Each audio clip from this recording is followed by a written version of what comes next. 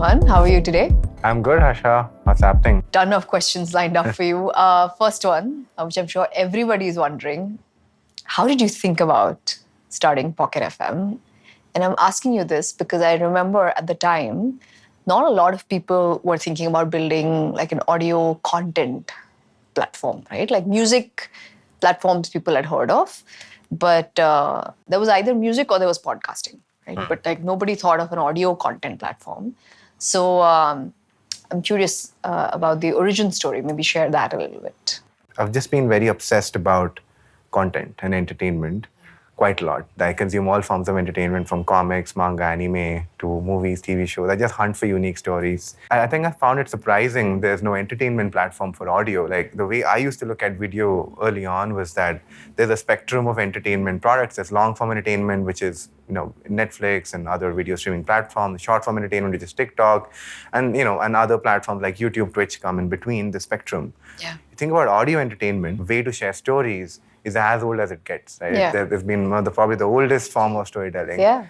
And I was like, hey, why doesn't it exist? There are two probable hypotheses. Either no one wants to listen to audio entertainment, or B, no one has executed it well. That's when we decided, me, Nishant, and Pratik sort of teamed up to figure out what does audio entertainment really mean. Yeah. And it took us a long while. Of course, Lightspeed has you have seen that sort of journey when we used to just do first couple of years was just experimentation to find the right format, which eventually what we found was audio series as an entertainment form. Yeah. I feel like time and again, you guys have taken contrarian decisions, right? Which one would not think like is the mainstream decision to take. And even with audio, if you think about it, like it's contrarian, right? Because everybody thought video will be big, right? Everything was video, and who would have thought like there is a large audience for audio serialized fiction content. How did you convince yourself of that, right? I get that you faced a personal problem. Yeah. But one might argue, hey, you could have watched Netflix on the train or the bus or whatever, right? Like why is audio the way to go? And how did you convince yourself that yes, video will be big, but so will audio, right? How did that convincing happen? When I started looking at is audio consumption happening somewhere else in some other sort of format? And I think interestingly, I found on YouTube some of these really interesting YouTube videos which used to have one thumbnail and like 10, 15 minutes of audio, and they used to be stories, right? Yeah. And they were like have 10 million views, 20 million views, 5 million subscribers, very big YouTube channels. Yeah. And if you look at their comments, and users used to ask the creator, can I get an audio link, right? And when he spoke to some of these creators, the creators used to tell us that, we are an audio creator, but we are packaging this in the form of a video to make it work for YouTube. Yeah. Right. So I think we already saw a very strong product market fit for audio stories on YouTube. Yeah. When users were consuming this in the form of this video, but they were actually just keeping the phone on the side and probably listening to those stories and asking the creator for the audio link as well. Yeah. So that also helped us validate that, users do want to consume, audio stories and audio series. I mean, whatever we have built so far has been from first principles. So the first principle thinking for audio entertainment was, again, there's a white space. No one has built any product for entertainment and audio. And again, it's a very fundamental art form. Yeah. Very interesting. So essentially you're saying you were already seeing sort of users consuming audio content, but on YouTube. Yeah. And that basically means you need a separate platform for this. Exactly. I want to talk a little bit about just the culture at Pocket FM, right? Because, and you've mentioned this before a few times, and I'd love for you to sort of shed more light on this, because you always talk about this culture of experimentation. You talk about this culture of making bold moves that may not be mainstream, may be contrarian, but to be okay with it, right? So maybe shed more light on this. What are some of the contrarian decisions you've taken through the journey over the last 5-6 years? And then and maybe at some point I'd love for you to also share, how do you get yourself to do it. Yeah. Right? Like to go so against the conventional wisdom and to do what you feel is right for the company. I think the biggest, I would say, framework that we use at Pocket FM is that we have a rapid experimentation and iteration culture to get to the truth as soon as possible.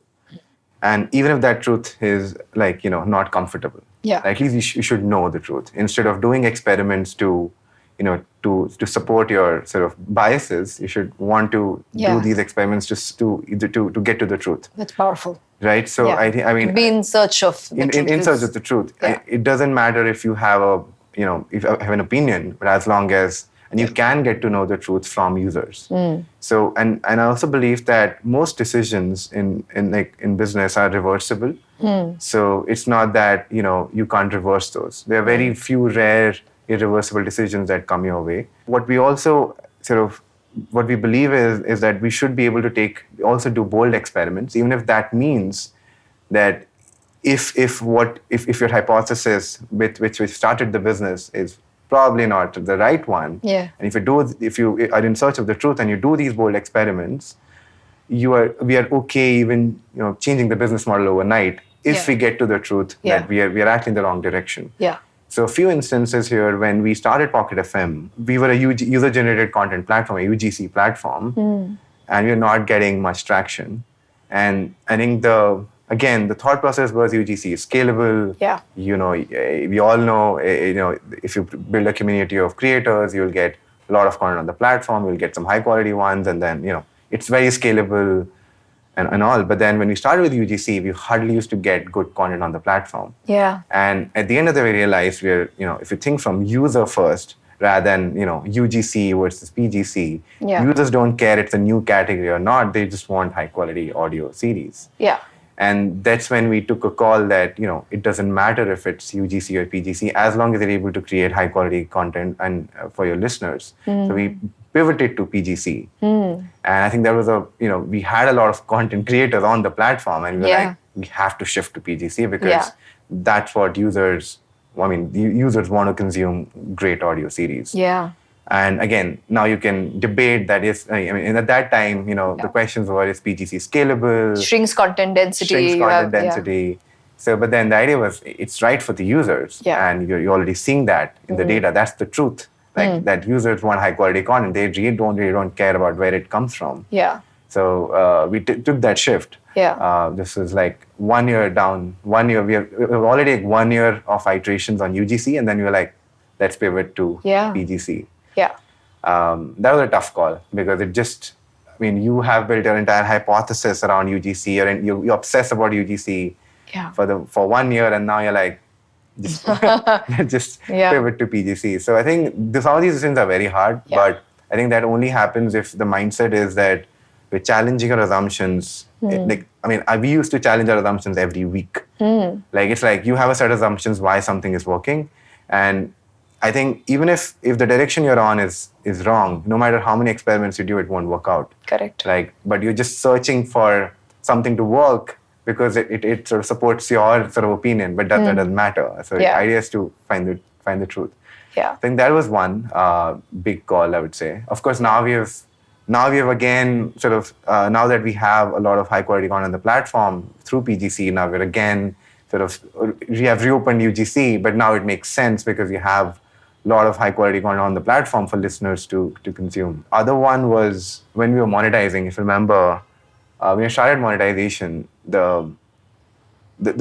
when any content platform thinks about monetization, the first thing that you would typically execute you would typically try out is subscriptions. Yeah. That's what everyone does. Yeah. And we started with subscriptions, right. and we were like, why subscription? Just think about it on a fundamental level, that why do we think that's best for us? And one, I think I appreciate in the hindsight, I appreciate this in the hindsight that creating a new category gives us the freedom to actually do things our way. You can essentially build every be it product, content, growth, monetization stack from the ground up. You don't have to. You're not colored by somebody else's learnings or style of doing things. You can create your own. Yeah, you can create your own. I think that was the freedom that we had actually. Yeah. So when we were figuring out our business model and monetization model, we were like, why subscription, right? And then we went back to the drawing board. We said, let's figure out what all things can work here. One of the interesting ones was microtransactions, which was, you not have a subscription model, but you ask users to pay individually for episodes. And the thought process was that in an audio series, you have multiple episodes. So we can give a user few free episodes per day, and then they can pay for the other episodes, the paid episodes. Again, not done before in, like, if you think about the entertainment world. But we said, it doesn't really matter. Let's try it out. And it was a clear winner. Yeah. Like, our conversions, paying user conversions, our ARPUs went up. Yeah. So, but even then it was like a call you had to take, because microtransaction has its own issues, right? Like when it comes to you have to take a call that yes, I'm going, I'm switching my business model from subscription to microtransaction when you have some revenue. Yeah. So it's like, it's not that we had launched subscription, we had a certain scale of revenue. So now changing the business model overnight is again not an easy decision. So I think, but we quickly realized that doesn't really matter what you're doing. If this is the right direction you want to be at, better to change sooner than later. So I think two of these would be probably one of the contrarian sort of decisions we took. Again, it was primarily because we didn't really care what our biases were. We just got to know the truth. Yeah. In a very unbiased way. Yeah. It's very powerful. Search for the truth. Yeah. Okay.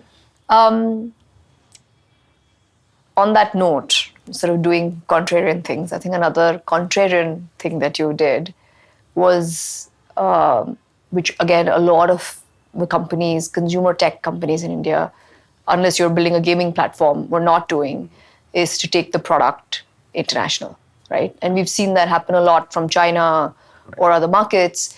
And we've seen sort of startups dabble in it, but not really sort of go full hog, right? And I remember, I think this was around Series A or right after Series A, and we were chatting, and I was telling you, hey, should we just like launch international? And then you said, we will, Harsha, but not now. First, I was shocked that you said we will. And I was like, okay, he's already thinking about this. And then the second is, you knew not now, right? So I'm curious to know, number one, how did you guys decide that you want to go beyond India? And then how did you think about the timing, right? When is the right time to do it? Yeah, so I think we've been thinking global for a very long time. And I think it sort of, again, came in from sort of way we were thinking about when we started thinking about audio series. It didn't exist anywhere else. It was not something that we said that it's specific to India. When we were trying to figure this category, iterate and sort of understand what works for audio entertainment. Yeah. There was nothing about, we were not thinking, hey, this is specific to India. We were thinking what works in general, and it could, frankly, if we figured this out in India, it could work for other geographies as well. Yeah. For US, for Europe, or anywhere else. I think that's the great thing about content companies in general. You can sort of replicate the playbook. Maybe for a lot of the ops businesses, one would argue, that's harder, right? Because there's more on-ground elements, so it's harder. I'm still curious. I want to double-click on this a little bit. Was there something in the data that made you feel you should now try the US? What does it mean? What gives you the confidence that a playbook you figured out in India will work in the US, which is arguably a far more expensive market, and you are a startup and you're not sitting on a shit ton of money at that time? Yeah. So how do you then, take that leap? What is either the data or the product or the market telling you to decide that you can try that experiment? I think for the US, we took a leap. Yeah. It was a very high conviction bet at that kind of time when I feel, we didn't have a lot of capital, frankly. Yeah. But what we knew was that, again, from very first principles, it just made sense. We realized, we saw our numbers in India and how users were consuming us, we realized that what we have figured out is not an audio category only; it's an entertainment category. Yeah. Yeah, the users used to consume audio series. Yeah. Who are consuming audio series, they're not podcast or audiobook listeners at all. They're entertainment listeners, entertainment consumers. And I think again, it was a very high conviction bet that there was no data supporting US at all, right? I Yeah. mean, it's not that we knew that this will work in US. It's just that if you think about very first principles, what we had built was not specific to India. It was just the content was specific to India, but the product wasn't. You'd built an entertainment format. Entertainment format, Yeah. exactly. And I think the second was the way we approached it was through a pilot. And we were like, let's do a pilot. Yeah. What's the harm in that, right? Yeah. And let's just figure this out. If it works, then we double down, and that's what we have done. I have to say this, I think as a founder, I'll say you don't ask for permission a lot. And I do think that you have an instinct, right? Like, and you often back that instinct. Like, I'll just lean in. I want to talk a little bit about your own, maybe like a personal framework or mindset for company building, right? Because a lot of the times, it's very easy to question your instinct, look for data, look for support, especially when you have less money and you have less like time, and you're a startup and there's an investor sitting on your head. It's like, I know I wasn't sitting on your head, but still, but it's hard, right? So what was your personal what is your personal framework for company building? I think it's evolved over the years, but I think, I look at company building like a game. Yeah. Okay. So that doesn't give me a lot of comfort. Okay, sure. So I have this view for a long time that capitalism is one of the best games created. Okay. With over 8 billion monthly active users. Okay. Right? And you pick a game you want to play and win. So the way I think about business is that you pick a game and you try to win. Yeah. And that's the default mindset. Yeah. Right? And like in a game, you have many levels and you try to go from one level to the other.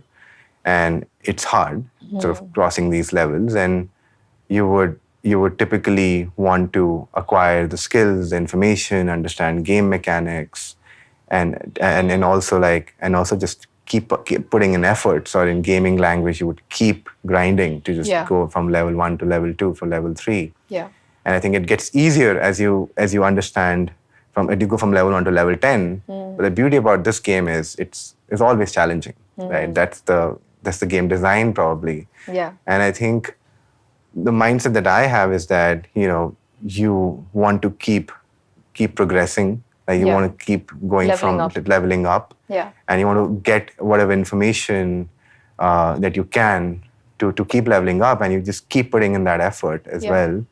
And if for some reason you're stuck at a level, you don't, you again, try to solve that problem again. Because in a game, you don't give up. You're like, okay, fine. You can always restart the game, right? In a way. Yeah. So the mindset is that even in whatever we've been through, we're like, the default mindset I have is, we'll figure it out. It's just, sure, it didn't work, but we'll try again. Yeah. So that helps me. You have multiple lives. You can your multiple lives, exactly. Keep trying, yeah.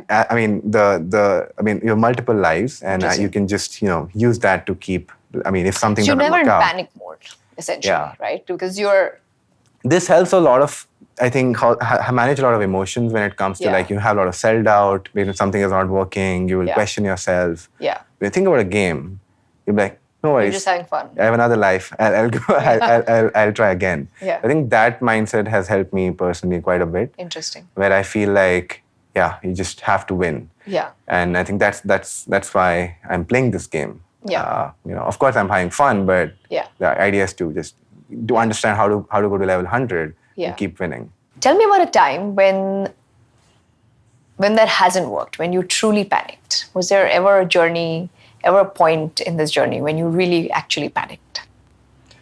Yeah, so you have multiple lives till you have cash in the bank. So I think that was one panic where moment. I think this was during Series A. Okay. So this was a time when nothing was working really. Yeah. Like we were just iterating, experimenting, but Yeah. there's no traction, hardly any engagement happening. But I think the one interesting thing we did was we never left. We never stopped trying out new things. Even when you were 3 months of runway, you would typically be like, okay, just go into just a fundraising mode and leave everything else. Yeah. But we were like, let's keep experimenting. What if something works out? Yeah. And I think... By the way, I'll argue you're still the same. Yeah. It's like even if you're in a fundraise, you will keep focusing on the product. So I think coincidentally again, the experiment we had recently launched was audio series. Yeah.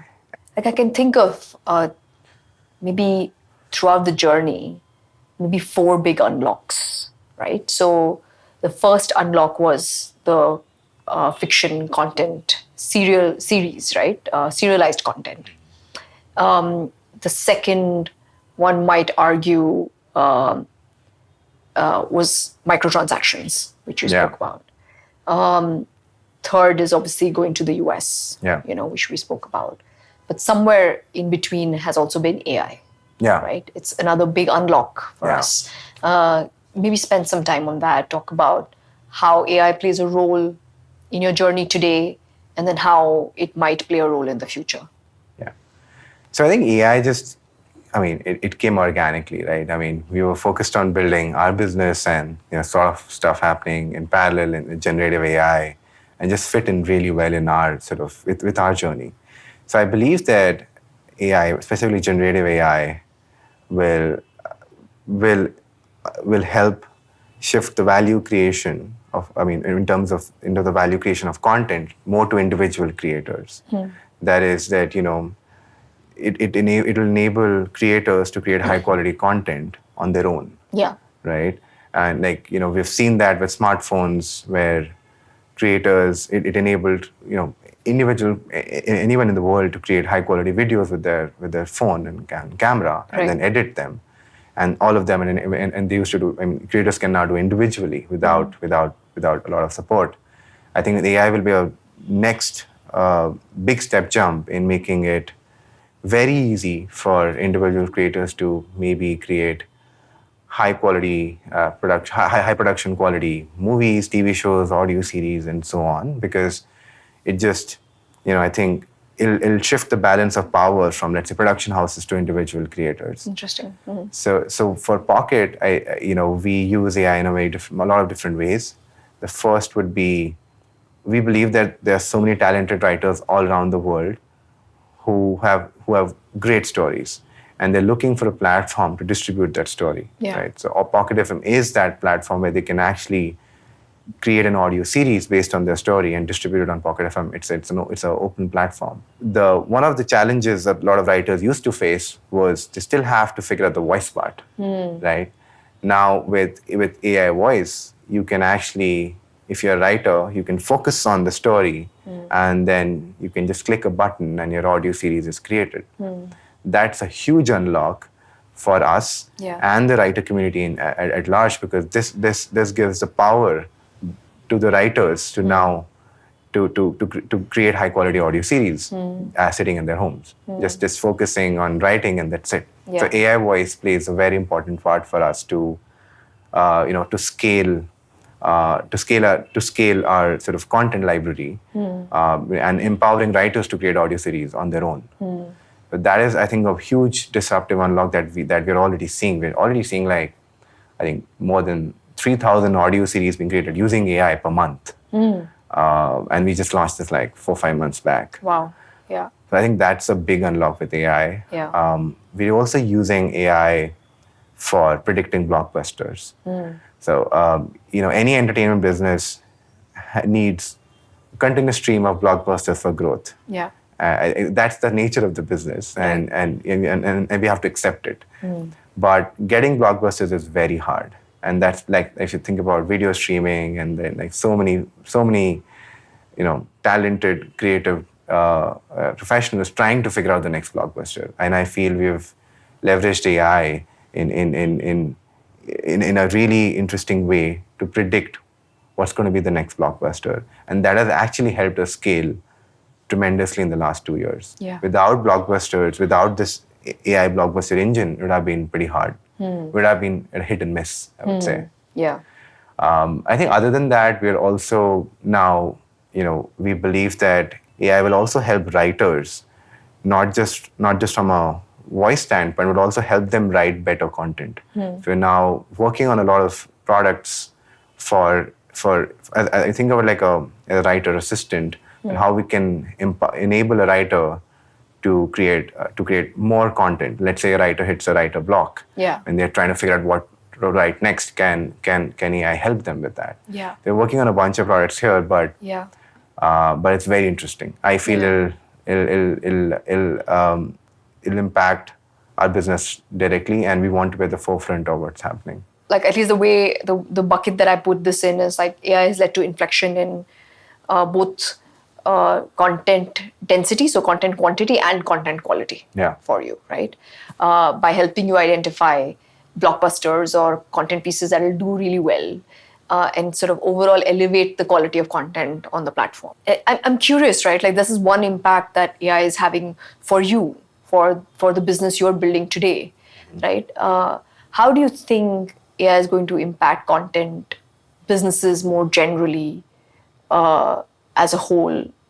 Could there be new business models that come up, around AI? Could there be new way of consumption that emerges because of AI? Yeah, I mean, I've been thinking about it a lot. It's like a wild world, I think, at this point. So I think AI will definitely, one direction AI can sort of the way it can impact content would be hyper-personalization of content. So the way content production happens today is that you think about a very wide segment of users or demographics that you want to create this content for. Yeah. Given that you need to have ROI, so that audience needs to be large enough that you want to create this content for. Yeah. And then you produce that, keeping in mind our demographics, and then the recommendation algorithms bring that content to the right user. Yeah. I think with AI, probably this personalization can happen at a user level. So because if there's one story, that story can have maybe multiple variations. Interesting. Given my input as a user. Yeah. Right? And I think that's only possible with AI, of course. Yeah. And I feel that essentially leads to user level personalization of a content, of a story, rather than like where you're thinking about content from a user segment lens, but I have my own version of probably a story. So I think hyper personalization is one way.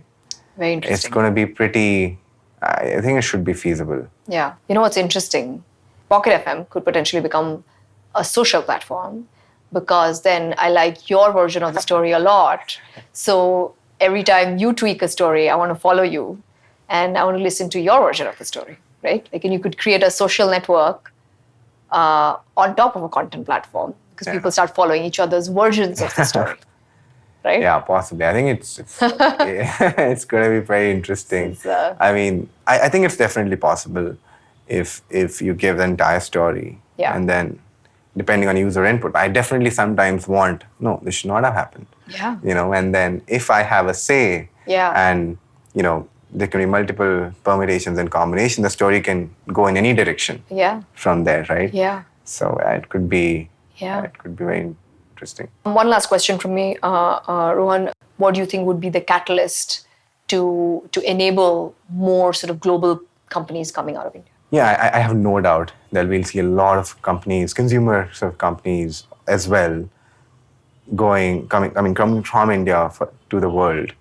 And the reason is that I think Indian entrepreneurs are now building consumer products which don't exist anywhere else. Right? Indian entrepreneurs are building products which, of course, they start with India, but then it's not like these products exist in the US or anywhere in the world. Yeah.